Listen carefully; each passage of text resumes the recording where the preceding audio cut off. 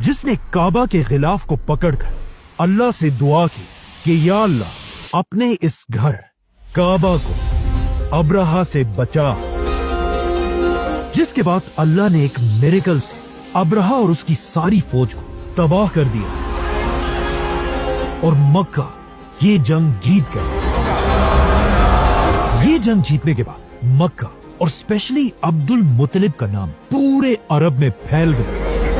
और पूरा अरब अब्दुल मुत्तलिब को एक बड़ा सरदार मानने लगा। लेकिन इसके कुछ ही अरसे बाद अब्दुल मुत्तलिब इस दुनिया से चले गए,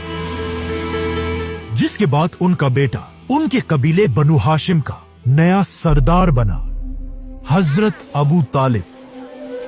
एक दिन अबू तालिब अपने किसी काम से मक्का से बाहर किसी और जगह गए हुए थे और जैसे ही अपने सारे काम खत्म करके वो वापस मक्का में अपने घर पहुंचे, उन्हें बताया गया कि मुबारक हो, आपका बेटा पैदा हुआ है, जिसका नाम आपकी बीवी फातिमा ने हैदर रखा है, जिसका मतलब है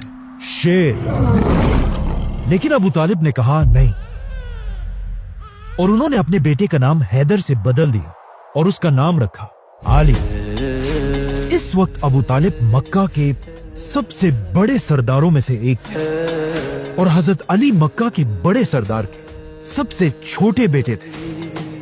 जब हजरत अली की एज 5 साल हुई, अचानक उसी साल अरब में एक बहुत बड़ा कहत आया, जिसकी वजह से अरब के साथ साथ मक्का की इकोनॉमी भी तेजी से गिरने लगी और मक्का के बड़े बड़े सरदारों का बिजनेस बिल्कुल खराब हो गया।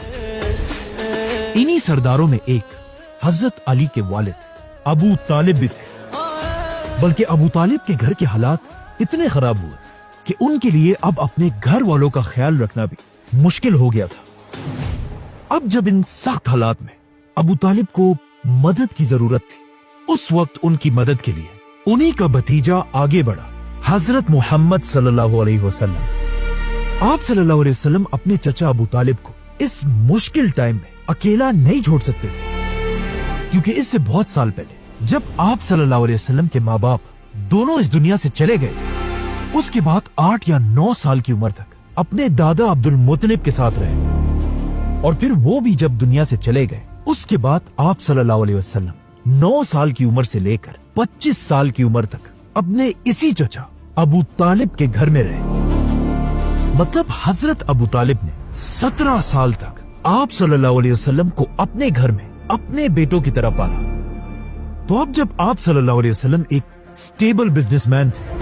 और उनके चचा अबू तालिब को मदद की जरूरत थी,